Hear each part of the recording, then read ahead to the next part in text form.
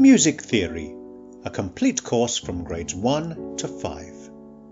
Lesson 4, Beaming Notes. This lesson will teach you all you need to know about how to beam notes for grade 1 music theory at both ABRSM and Trinity College.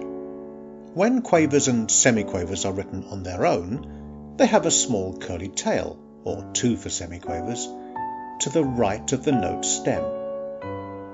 When they are joined together in groups, the curly tail disappears and is replaced by a beam, or double beam in the case of semiquavers. Quavers and semiquavers can also be joined together in the same beam, as shown in these examples. Be careful, however, if there is a quaver in the middle of 2 semiquavers. The double beams of the semiquavers must not touch the middle stem of the quaver.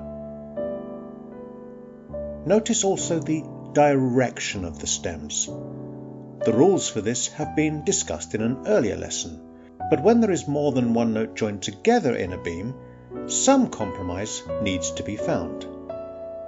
If there is a majority, in other words 2 go up and 1 down, then the majority wins, that is, they all go up. And if there is an even number of stems, for example 2 up and 2 down, then the ones furthest from the middle win. Now let's see how much you have understood.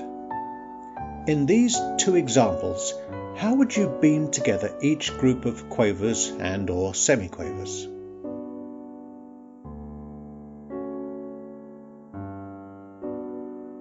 In the first example, 2 of the stems go up and 1 goes down, so the majority win and they all go up.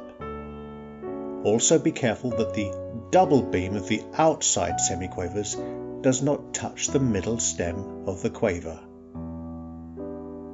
In the second example, 2 stems go down and 2 up. So in this case, the ones furthest from the middle win, and therefore when beamed together, all the stems go down. I'll see you in the next video by clicking the card on the left, or if you want more practice on this topic, there is a downloadable worksheet by clicking the card on the right.